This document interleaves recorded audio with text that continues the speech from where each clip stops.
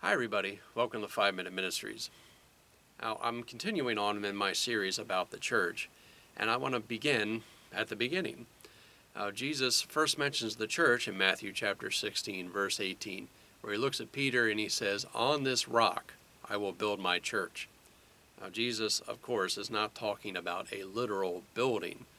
He's speaking metaphorically like he does quite a bit. He is not saying that Peter is the founder of the church, because he certainly is not. Jesus is the founder of the church. But he uses Peter to propel the church age. And we see that fulfillment in Acts chapter 2, where Peter gives the first sermon of the church age. Now, what does the word church mean? It actually means an assembly or gathering. Back in the times of Jesus, when somebody said church, you thought of a get-together, whether at the stadium or a banquet or a wedding or whatever. It was all called a church. Today, we think of church as a religious center where people worship and serve God. But that's not really what the church is. We call it a church building because it is a gathering of people. We don't use church to describe people at a football game or people at Thanksgiving dinner anymore. It is exclusively used to talk about people of God going to worship at a place. Now, the church is really every believer around the world. Everyone who is a true believer of Christ, who follows, serves, and worships him, no matter where they are in the world, no matter who they are in the world, they are the church. Now, we have, of course, the local church, which we go to each week, and we have the global church around the world. No matter if we go to another place and we find another believer, we're still part of that church. Now, in the beginning, when the church started, those believers did not have a building. They had no official place to worship. They got together in people's homes. They got together in the public square, and during times of persecution, they got together wherever they possibly could and to hide from people so they would not be jailed or killed for what they believe. And today, we have our official buildings. And eventually, the church age, they started to construct the buildings, and it became what we know today as the church. Now, even today, though, there are people who do not have an official building. Because while we are the church around the world, there are people who are under persecution. They cannot meet in a public building. They do not have structures of their own. They have to go to people's houses, or they have to go to abandoned places.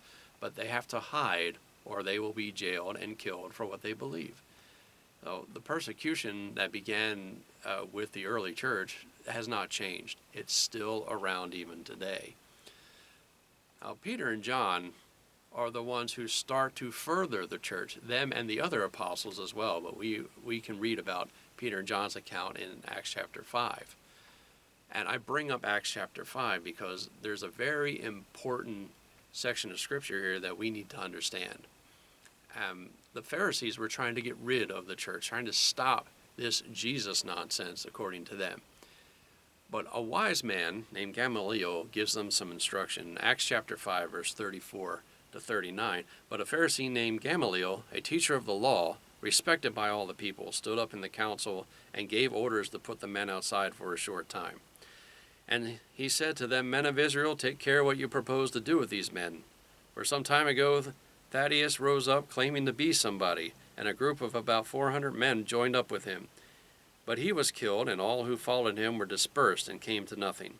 After this man, Judas of Galilee rose up in the days of the census, and drew away some people after him. He too perished, and all those who followed him were scattered. So in the present case, I say to you, stay away from these men, and let them alone.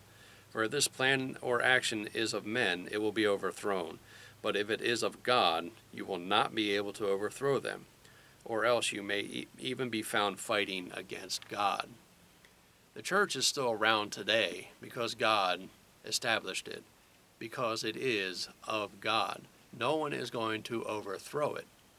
And that's a very important thing. If you are part of the church, you may be killed, but the church will continue no matter what happens to you. And so take courage in that. The early church faced a lot of things, and the church endured because God was in it. God was behind it. God was the founder of it.